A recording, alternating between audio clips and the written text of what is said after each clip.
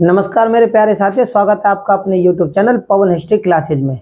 साथियों, आज हम जो पढ़ेंगे, आज हम जो जानेंगे वो जानेंगे शक क्षत्रप जातियों के बारे में कि शक कौन थे और इन्होंने किस प्रकार भारत पर शासन किया था। तो ये हमारा टॉपिक फर्स्ट है। ठीक है। सब ये जो शक थे ये विदेशी आक्रमणकारी थे। जिस प्रकार 16 महाजनपदों में हर्यक वंश शुरू हुआ था, 16 महाजनपदों के बाद में उस दौरान सबसे पहले विदेशी आक्रमण जिसने भारत पर हमला किया वो थे हकामी वंशी, हकमनी वंश के जो थे साइरस जिसको दारा के नाम से भी जानते हैं। उस समय तो उन्होंने आक्रमण किया था। उसके बाद में जब नंदवंश का समय आया, पोरस का समय आया, तब सिकंदर ने, क्योंकि ये भी विदेशी आक्रमणकारी थे। उसके बाद में जब मौर्यों के साम्राज्य के बाद में, मौर्योत्तर बाद यानी मौर्यों के बाद में सबसे पहले आक्रमण करने वाले तो जो थे वो यूनानी, बैक्टीरियन ग्रीक, इन्होंने आक्रमण किया, जिसमें यूथिमेकस और यूक्रेडाइटस इन राजवंशों ने। उनके बाद में पल्लवों ने, पार्थियन वंश, पल्लव वंश। उसके बाद में कुषाणों ने, और कुषाणों के बाद में जो विदेशी आक्रमणकारी थे वो थे शक। शकों ने आक्रमण किया। ये मौर्योत्तर काल के थे। जब येतिमेकस वंश ने यहां पर आक्रमण किया तब इनके साथ में कौन सा राजवंश था जो सबसे पहले इन्होंने आक्रमण किया? वो 165 यानी विदेशी आक्रमण मौर्योत्तर काल के बाद, यानी मौर्यों के बाद। इधर 165 ईसा पूर्व में इन्होंने आक्रमण किया था और इधर कौन सा राजवंश शुरू हुआ था?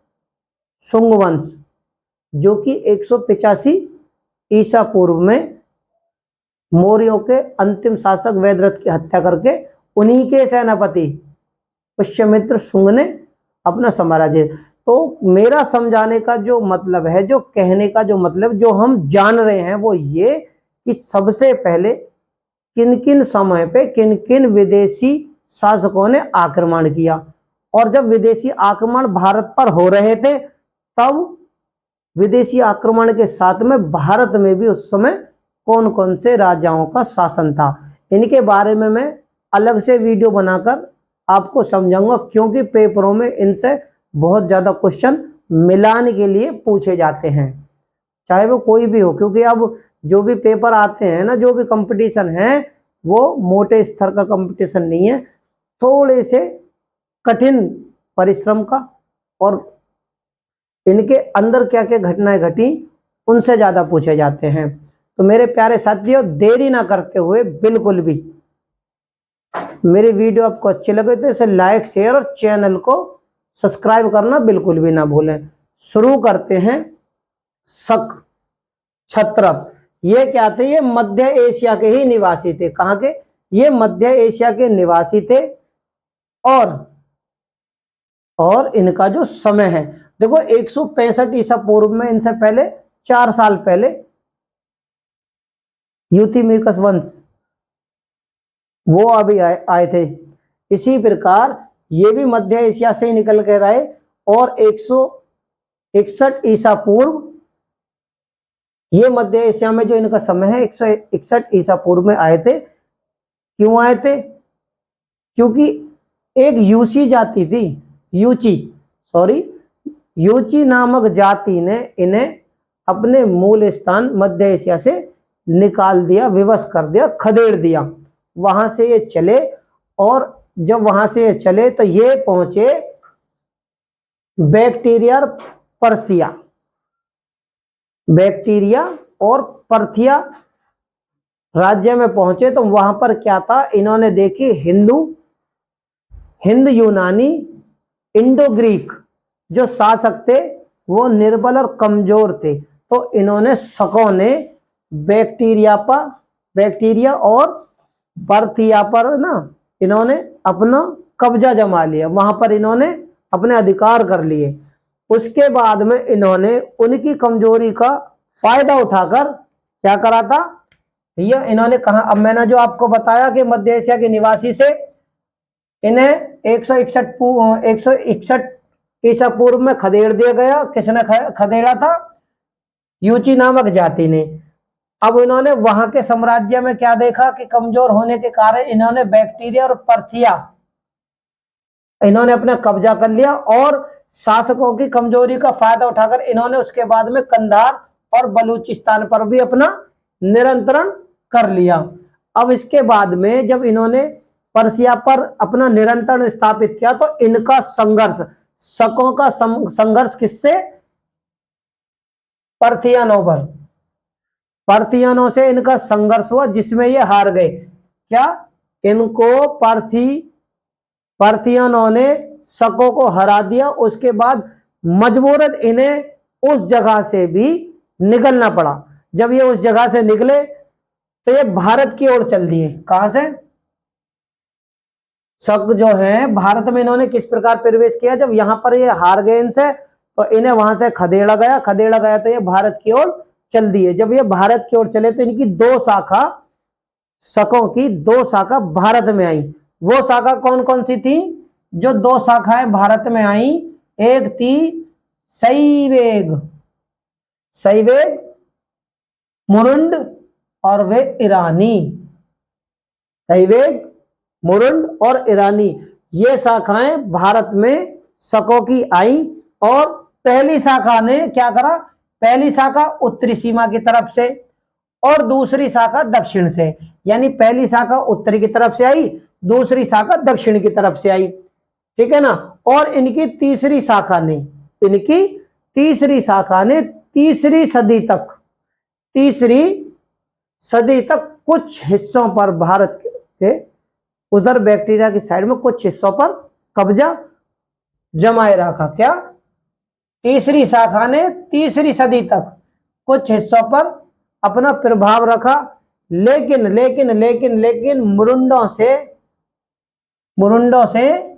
मुरुंडों से ईरानी जो शक थे ना, ये वाले शक जो थे, इनसे ये ईरानी शक अधिक प्रभावशाली थे।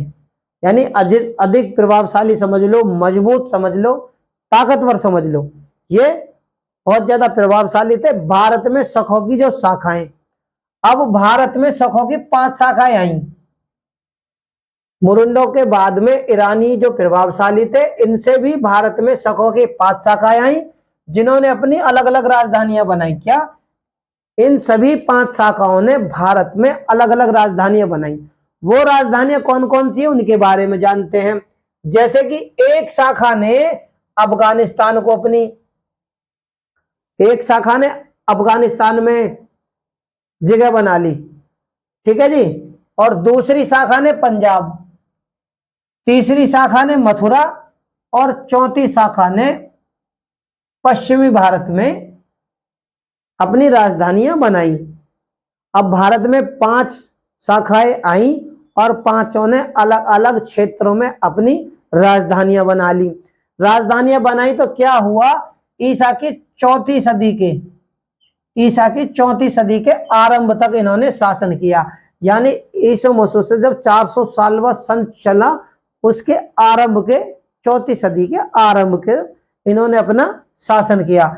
इनमें पांचवी शाखा का तो हम नाम भूल ही रहे, उसे भी तो देखो। इनकी 5वीं शाखा ने उत्तरी दक्कन में अपनी राजधानी बनाई। अब भारत में शकों की 5 शाखाएं आ गई और पांचों ने अलग अलग स्थान पर अपनी राजधानियां और अपने राज्य बना लिए। उसी दौरान एक घटना घटती है, वो कौन सी है? कि उज्जैन के राजा थे, जिनके बारे में संदिग्ध, यानी कि ऐतिहासिकता संदिग्ध है, जो कि केवल हमें जानकारी मिलती है। उज्जैन के वो राजा थे, उन्होंने 57 से 58 ईसा पूर्व शकों को युद्ध में हरा दिया। जब शक युद्ध में हार गए तो उन्होंने इसी खुशी में क्या करा? भैया जो राजा थे ना उज्जैन के, जब इन्होंने शकों को हरा दिया, हराने का जो समय था वो 57 से 58 ईसा पूर्व था, और इन्हें हराने की खुशी में उन्होंने क्या करा? विक्रमादित्य की उपाधि धारण करी। और एक नया संवत शुरू किया था। वो संवत कौन सा था? तो 57 ईसा पूर्व में किया था। 57 ईसा पूर्व में एक नए संवत की शुरुआत की, जो क्या कहलाई? विक्रम संवत। विक्रम संवत, जो कि चंद्रगुप्त मौर्य के समय भी विक्रम संवत था। ठीक है, यहां पर थोड़ा गौर कीजिएगा कि विक्रम संवत में चंद्रगुप्त मौर्य को विक्रम संवत सबसे मशहूर ख्याति है, लेकिन इससे पहले विक्रम संवत उज्जैन के राजा ने प्रचलन में ये जो उपाधि है वो लेके आए थे। यहां से इंपॉर्टेंट चीज है, क्वेश्चन पूछे जाते हैं गहराई से, तो यहां से समझना मेरे प्यारे साथियों। विक्रम संवत कहलाया। उसके बाद यहां पर समझो कि इसके बाद में विक्रम संवत भारतीय राजाओं की पसंदीदा उपाधि बन गई। क्या बन गई? पसंदीदा उपाधि बन गई। मैं इन्हें इसलिए आपको जानकारी दे रहा हूं कि जब ये विक्रम संवत बना तो जब 57 ईसा पूर्व था, जबकि चंद्रगुप्त मौर्य का जो समय है वो 315 के आसपास का है। वो ईसवी में थे, ये ईसा पूर्व की घटना है। इसलिए तो ये ना समझना कि नहीं जी सबसे पहले विक्रम संवत चलाने वाले चंद्रगुप्त मौर्य थे, नहीं। यही से समझो, यही तो गहराई है। क्वेश्चनों में इसी प्रकार के, पेपरों में इसी प्रकार के क्वेश्चन पूछे जाते हैं। अब ये भारतीय राजाओं की पसंदीदा उपाधि बन गई। और उसके बाद में जो हमें इतिहासकारों में या अभिलेखों से जो जानकारी मिलती है कि 14 विक्रमादित्यों की जानकारी हमें मिलती है। इतिहास में हमें अपने अभिलेखों के साक्ष्य के आधार पर 14 विक्रमादित्यों की जानकारी मिलती है कि जो राजा थे उन 14 राजाएं थे जिन्होंने बाद में विक्रमादित्य की उपाधि धारण करी थी। तो कौन कौन से, उनके बारे में भी हम आगे चर्चा करेंगे, जानेंगे। उससे पहले ये जान लो कि 14 विक्रमादित्य यानी इतिहास में हुए हैं, अकेले चंद्रगुप्त मौर्य नहीं हुए थे। ठीक है, इसके बाद में सबसे ज्यादा, देखो मैंने बोला था ना, सबसे ज्यादा जो विख्यात ख्याति थी विक्रमादित्य की वो चंद्रगुप्त विक्रमादित्य की ही थी। सबसे ज्यादा मशहूर जो विक्रमादित्य की उपाधि से सम्मानित हुए थे, जो जाने जाते हैं, वो चंद्रगुप्त विक्रमादित्य ही है। ठीक है, पश्चिमी भारत में दक्कन में, पश्चिमी भारत और दक्कन के राजा ने 12वीं सदी तक विक्रमादित्य की उपाधियों का प्रयोग किया। अब मैंने कहा था ना कि देखो इधर तो चंद्रगुप्त विक्रमादित्य ने भी, यानी चंद्रगुप्त ने भी ये विक्रमादित्य की उपाधि धारण करी। लेकिन पश्चिमी भारत, देखो यहां पर समझो कि पश्चिमी भारत और दक्कन के राजाओं ने, पश्चिमी भारत और दक्कन के राजाओं ने 12वीं सदी तक इसकी विक्रमादित्य की उपाधि का प्रयोग किया था। यानी कि मध्यकाल के समय यानी जो तुर्की भारत में आक्रमणकारी आए उस समय तक भी विक्रमादित्य की उपाधि का प्रयोग भारतीय राजा करते थे। जो उनका समय है वो 12वीं सदी तक। ठीक है, सबसे प्रसिद्ध जो शक शासक था, अब बात करते हैं शक शासक की, कि सबसे जो मशहूर और प्रसिद्ध और ताकतवर शक्तिशाली राजा थे वो कौन थे? शकों के रुद्रमदमन प्रथम था। इसका जो समय है शासन का कितना है? 130 से 150 ईस्वी। क्या? 130 से 150 ईस्वी। अब बात करते हैं इनके शासन के बारे में जानते हैं। तो इनका शासन कहां कहां पर था? इनका शासन जो था वो सिंध, कोणक, कोंकण, नर्मदा घाटी, मालवा, काठियावाड़ यानी गुजरात तक इनका शासन था। किनका? रुद्रदमन प्रथम। ठीक है, इनके शासन से एक सबसे महत्वपूर्ण जानकारी जो कि पेपरों में अक्सर पूछी जाती है वो क्या है? कि सर्वप्रथम, सबसे पहले बिल्कुल विशुद्ध संस्कृत भाषा का सबसे लंबा अभिलेख। क्या? सबसे लंबा अभिलेख जूनागढ़ अभिलेख, जूनागढ़ अभिलेख इन्होंने जारी किया। यानी जूनागढ़ जो अभिलेख है वो रुद्रमदमन प्रथम का है, जिनका समय 130 से 150 ईस्वी का है। इससे पहले के जितने अभिलेख, देखो यहां पर एक और महत्वपूर्ण बिंदु या फिर वाक्य है कि इन्होंने संस्कृत भाषा में अभिलेख जारी किया, लेकिन इससे पहले जितने अभिलेख लिखे गए, इससे पहले के यानी कि जूनागढ़ अभिलेख से पहले के अभिलेख जितने थे वो प्राकृत भाषा में थे। इसमें प्राकृत भाषा में लिखे थे। इन्होंने अपने शासन के दौरान एक और महत्वपूर्ण घटना इनके समय की, उसके बारे में जानते, वो क्या थी कि इन्होंने चंद्रगुप्त मौर्य के द्वारा निर्मित सुदर्शन झील की मरम्मत कराई थी। क्या? सुदर्शन झील की इन्होंने मरम्मत कराई थी। ये रुद्रमदमन जी के शासन के दौरान की बातें हैं। इनकी जानकारी हमें इनके सिक्कों से मिलती है, मुद्राओं से। इनकी जो जानकारी है हमें वो इनकी मुद्राओं से मिलती है कि इन्होंने क्या करा था, महाक्षत्रप की उपाधि धारण की थी। रुद्रमदमन प्रथम ने क्या महाक्षत्रप की उपाधि धारण की थी। और इनके बारे में सबसे महत्वपूर्ण वाक्य वो ये जो कि अक्सर पेपरों में पूछे जाते हैं, वो वाक्य क्या है कि वह व्याकरण, गणित और तर्कशास्त्र और संगीत के बहुत अच्छे ज्ञाता थे। यानी कि वो संगीतकार भी थे, तर्कशास्त्र भी थे, गणितज्ञ भी थे और व्याकरणाचार्य भी थे। ठीक है। शकों ने भारी संख्या में, जो शक शासक थे रुद्रमदमन प्रथम, इन्होंने भारी संख्या में चांदी के सिक्के चलाए थे। क्या? चांदी के सिक्के। ये शकों के अंतर्गत आने वाली महत्वपूर्ण वाक्य हैं। ठीक है। इनका जो अंतिम शासक था शक क्षत्रप वंश का अंतिम शासक रुद्र सिंह द्वितीय था। कौन?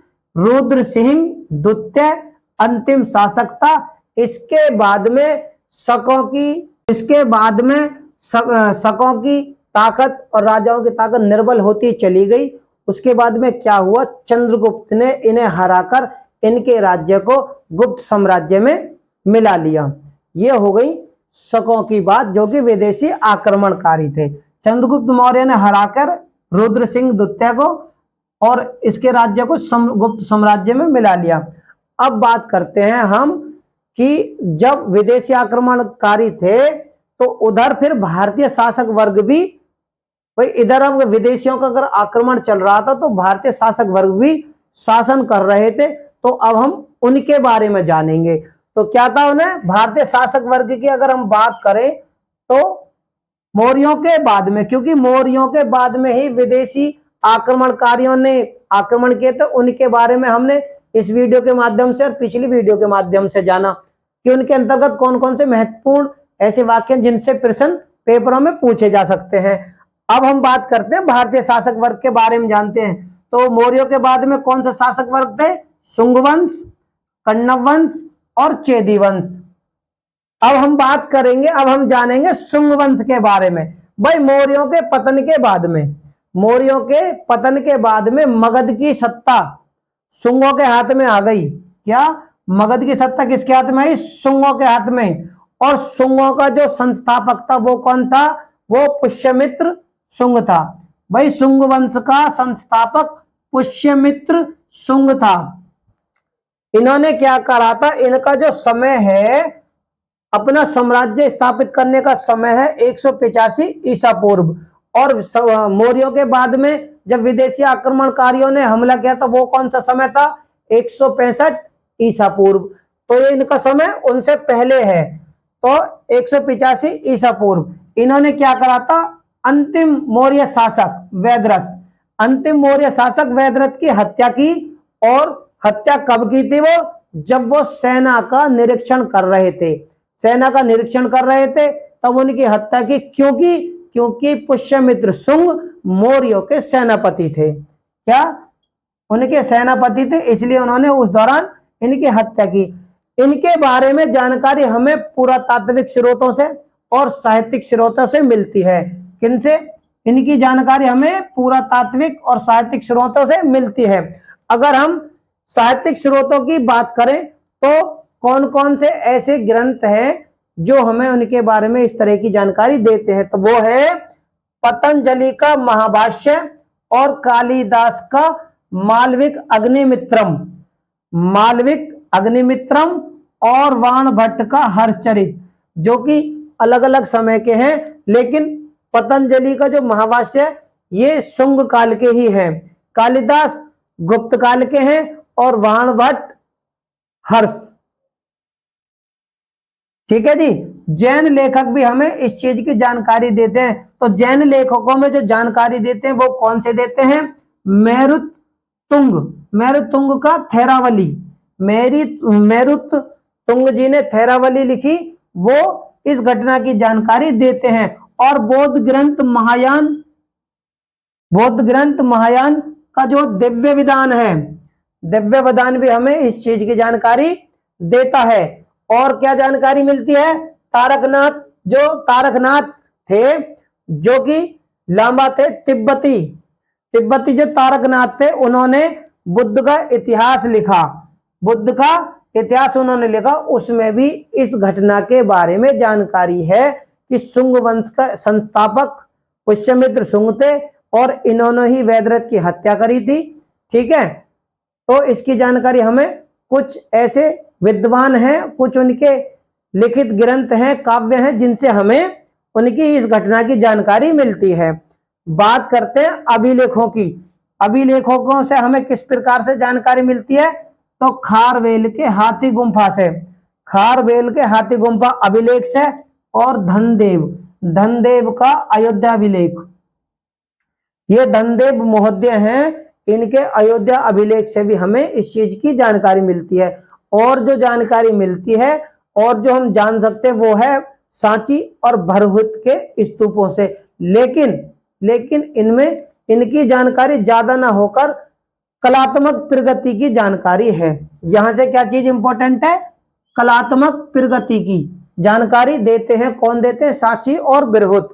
अब पुष्यमित्र शुंग जी की बात करते हैं। पुष्यमित्र शुंग अयोध्या अभिलेख में क्या पुष्यमित्र शुंग के बारे में अयोध्या अभिलेख में क्या है? सेनापति शब्द का प्रयोग। पुष्यमित्र शुंग के बारे में अयोध्या अभिलेख में सेनापति शब्द का प्रयोग किया गया है। इनकी राजधानी क्या थी? शुंग जी की राजधानी थी पाटलिपुत्र। और इनकी दूसरी राजधानी, इन्होंने अपनी दूसरी राजधानी भी बनाई थी, वो राजधानी थी अवंती। अवंती में क्या था? विदिशा को, अवंती राज्य में इन्होंने किसको बनाया था? विदिशा को भी अपनी दूसरी राजधानी बनाया था। और विदिशा को जब इन्होंने राजधानी बनाया तो इसमें क्या करा था? अपने उत्तराधिकारी अग्निमित्र को इसका उपराज्यपाल नियुक्त किया था। क्या? अग्निमित्र को अपना उपराज्यपाल नियुक्त किया था। महत्वपूर्ण घटना, पुष्यमित्र शुंग की महत्वपूर्ण घटनाएं, उनके बारे में जानते हैं। क्या महत्वपूर्ण घटनाएं की? विदर्भ के साथ इन्होंने संघर्ष करा, विदर्भ के साथ इन्होंने संघर्ष करा। इसकी जानकारी हमें कहां से मिलती है? इनकी जानकारी मिलती है मालविक अग्निमित्रम से। दूसरी घटना इनकी दूसरी घटना भारत पर यवनों का आक्रमण। यवनों का आक्रमण भारत पर कब हुआ? पुष्यमित्र शुंग के ही समय में हुआ था। इसकी जानकारी हमें किस चीज से मिलती है? तो गार्गी संहिता, गार्गी संहिता का जो भाग है युग पुराण, गार्गी संहिता का भी भाग है युग पुराण, वहां से हमें इस घटना की जानकारी मिलती है। इन्होंने क्या करा था? पुष्यमित्र शुंग जी ने इन्होंने साकेत यानी अयोध्या, पंचाल और मथुरा पर विजय प्राप्त की थी। क्या? साकेत, पंचाल और मथुरा पर इन्होंने विजय प्राप्त की थी। इसका उल्लेख, अब हमें इसकी जानकारी कहां से मिलती है? इसके बारे में जानते हैं। इसकी जो जानकारी हमें मिलती है वो पतंजलि के महाभाष्य से मिलती है और कालिदास के मालविक अग्निमित्रम से मिलती है। कालिदास जी ने जो अपना नाटक था ना मालविक अग्निमित्रम, उससे मिलती है। इसमें क्या है? शुंग जीते, इसमें ये जानकारी हमें मिलती है कि हाँ वाकई में ही शुंग, साकेत, पंचाल और मथुरा से जीते थे। इन्होंने इस जीत की खुशी में क्या अश्वमेध यज्ञ भी किया था। इस अश्वमेध यज्ञ किया था उसका, और इसके अलावा इनका जो अधिकार था वो उज्जैन यानी अवंती पर भी इसका अधिकार था। हमें ये घटनाएं पुष्यमित्र शुंग के अंतर्गत शासन के अंतर्गत मिलती हैं। उसने विदेशी आक्रमणकारियों पर अंकुश लगाए। एक सबसे महत्वपूर्ण घटना कि पुष्यमित्र शुंग ने ही विदेशी आक्रमणकारियों पर अंकुश लगाया था, यानी कि उस समय शक्तिशाली थे, विदेशी आक्रमण जो हुए थे इन्होंने उन्हें रोका था। ठीक है, इसकी जानकारी हमें कौन देता है भैया, विदेशी आक्रमणकारियों पर अंकुश लगाने वाली जो जानकारी हमें मिलती है, हो सकता है पेपरों में इस चीज को पूछ ले, तो ये जानकारी देते हैं मेरुततुंग। और देखो भैया पुष्यमित्र की मृत्यु के बाद, अब पुष्यमित्र की मृत्यु का जो समय है वो 151 ईसा पूर्व है। इसके बाद में शुंग वंश का 100 सालों तक साम्राज्य तो रहा, लेकिन 100 सालों के साम्राज्य के बीच में इनकी सत्ता समाप्त हो गई। इनके जो उत्तराधिकारी बदले वो अग्निमित्र बने, जो कि मैं अपनी आने वाली वीडियो में आपको बताऊंगा। 100 वर्षों तक इन्होंने सत्ता, यानी 100 वर्षों के अंदर ही इनकी सत्ता समाप्त हो गई। तो ये मेरे प्यारे साथियों, उम्मीद है आपको ये वीडियो पसंद आए और इसके अंतर्गत जो मैंने महत्वपूर्ण वाक्य आपको बताए, उम्मीद करता हूं वो भी आपको अच्छी तरह से समझ में आए होंगे, क्योंकि कौन कौन से शासकों या कौन कौन से राज्य के अंतर्गत क्या क्या चीजें पेपरों में पूछी जाती हैं, उन्हीं के बारे में हमने आपको ये जानकारी दी। तो मेरे प्यारे साथियों, अगर मेरी वीडियो आपको अच्छी लगे तो इसे लाइक, शेयर और चैनल को सब्सक्राइब करना बिल्कुल ना भूलें। और पिछली वीडियो को देखने के लिए डिस्क्रिप्शन बॉक्स में लिंक दिया हुआ है, उस पर जाकर पिछली वीडियो को देख सकते हैं। इसी के साथ धन्यवाद।